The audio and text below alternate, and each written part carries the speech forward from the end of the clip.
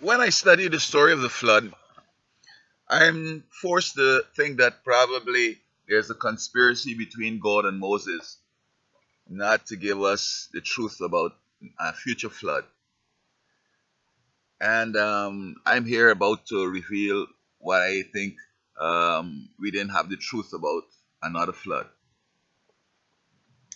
Now, according to Moses, God said that when you see the rainbow, you must always remember that I will not drown the earth with another flood. That would not be the method to execute evil people. And when he looked upon the dead bodies on the earth, it made God sick, and he said, I'm not gonna do this no more. I don't think that is true. I think the only reason why God, well, of course, there's a different purpose. Um, with the flood, he wiped out the antediluvian world, and just the six people, Noah and his sons and their wives, survived. Not that they were the most righteous or they were the only righteous people at that time, but to make it very straightforward. And in making it straightforward, there were people who lived up to the time of the flood who should have been in the ark, who would have gone into the ark, but God prevented them and allowed them to die so that um, we could just have one family coming out of the flood, as it were. Because can you imagine um, how six different families or 100 different families would have fared in that ark? I'm not sure what contentions there might have been, but it would seem as if evil would not have been able to be traced properly because Noah and his sons, they were perfect. God said, Noah found grace in the eyes of the Lord. And so, in bringing them out and then see how sin has mushroomed after the flood, it is obviously that something is bizarre about the whole experience. Now, what we need to remember is that it's the devil and his angels who are behind all the evils that are out here. He is the inventor of them. And so, while nobody knew of those evils, because I'm sure that Noah and his children were protected from the evil, all right, he inspired, Satan inspired Noah's descendants to go into the same evils that were perpetuated before the flood.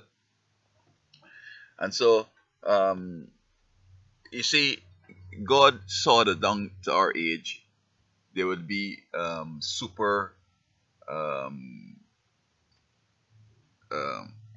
super tankers, there would be super submarines, there'd be planes that could fly with solar energy, um, there'd be yachts, there would be these cruise ships, mega cruise ships.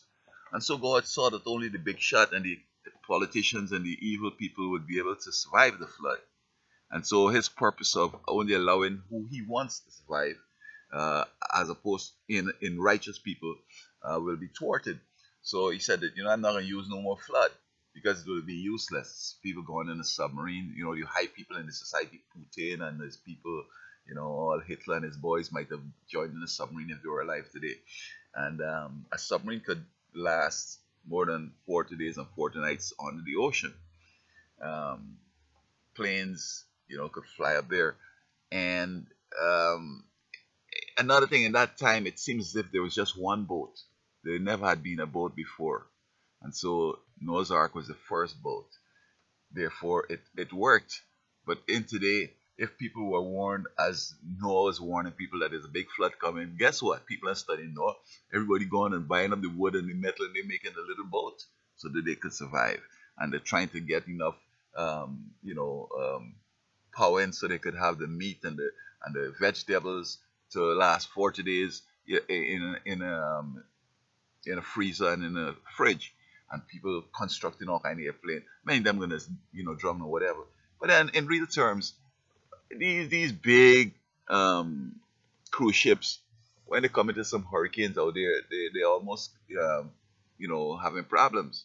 So it seems as though even if they had these big cruise ships back there, or if he were to come and use another flood to them, people go on the cruise ships or whatever, that the winds and all that stuff could, you know, turn it over, or they could run into some little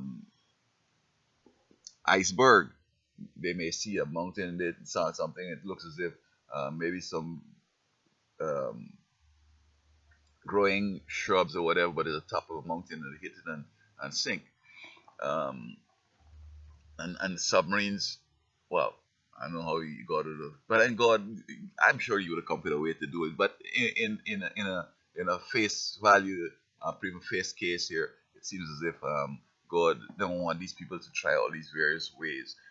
I'm not sure how many people in the earth could really go flotilla and all that stuff. I don't know, a quarter of the world, 10% of the world, whereas God just wanted 6 people or whatever to survive. That would be God would look so small, eh? So I think this is the real reason behind God not going to use the flood. Then of course He says He's going to use fire, and the whole purpose too is to not only get rid of the evil people, but He also is going to purify the earth, and He's getting ready to plant us to live here, so that a flood won't necessarily be the answer, because in the flood you have this aftermath with all these bodies out there smelling bad, and you have things to eat it up, and you know you still have to come back with a fire to burn it up and to um, and it will go contrary to the way he says it's going to happen. He's going to descend with the shout of the trumpet, and people going to be running and hiding, and all the various dramas are going to happen. Everything has already been predicted. So um, there you go. So I don't think God necessarily a flood as opposed to fire. The fire is the better thing in this scenario here. The flood was back then. He couldn't have used the fire back then because he had the fire. He used the fire back then because everybody would have been burnt up, except he had taken Noah and his sons up to heaven or out to the fire. So that wasn't his plan.